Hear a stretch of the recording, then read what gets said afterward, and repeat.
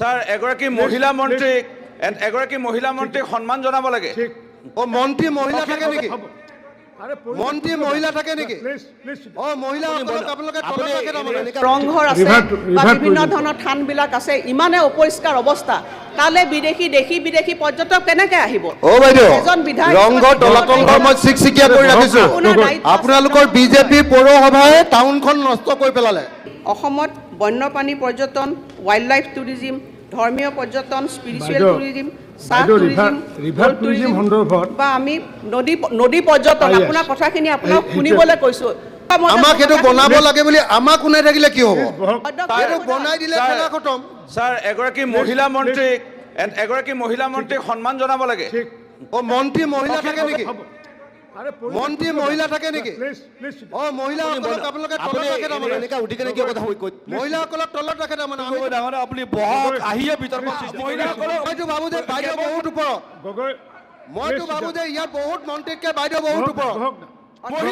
আন্দোলন কৰিবলৈ খালি ব্যৱহাৰ কৰে তেওঁ। অখিল গগৈ ডাঙৰীয়া, আপোনাক মই এইকাৰণে কৈছোঁ, আপোনাৰ সমষ্টিলৈ মই গৈছিলোঁ অধ্যক্ষ মহোদয়। মই দুখেৰে ক'ম, মই যে আজি পৰিষ্কাৰ পৰিচ্ছন্নতাৰ কথাখিনি কৈছোঁ, তেখেতৰ সমষ্টিত মই বহুবাৰ যেতিয়া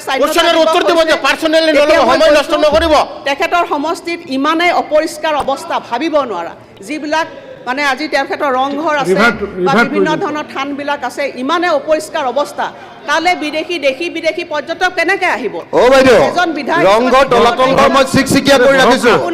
আপোনালোকৰ বিজেপি পৌৰসভাই টাউনখন নষ্ট কৰি পেলালে। আপোনাৰ দায়িত্ব আছে, আপোনাৰ নিজৰ চহৰখন বিজেপি পৌৰসভাই শিৱসাগৰ টাউনখন একদম লেতেৰা কৰি দিলে। অসমত বন্যপ্ৰাণী পৰ্যটন, ৱাইল্ড লাইফ টুৰিজিম, ধৰ্মীয় পৰ্যটন, স্পিৰিচুৱেল টুৰিজিম, চাহ টুৰিজিম সন্দৰ্ভত বা আমি নদী পৰ্যটন, আপোনাৰ কথাখিনি আপোনাক শুনিবলৈ কৈছোঁ। আমাক এইটো বনাব লাগে বুলি আমাক শুনাই থাকিলে কি হ'ব? এইটো বনাই দিলে খেলা খতম। স্যার এগৰাকী মহিলা মন্ত্ৰীক সন্মান জনাব লাগে। ও মন্ত্ৰী মহিলা থাকে নাকি? মন্ত্ৰী মহিলা থাকে নাকি? ও মহিলাসকলক আপোনালোকে তলত ৰাখে তাৰমানে। মহিলাসকলক তলত ৰাখে তাৰমানে। আপুনি বহক, আহিয়ে ভিতৰত মইতো ভাবো যে বাইদেউ বহুত ওপৰত। মইতো ভাবো যে ইয়াত বহুত মন্ত্ৰীতকৈ বাইদেউ বহুত ওপৰত।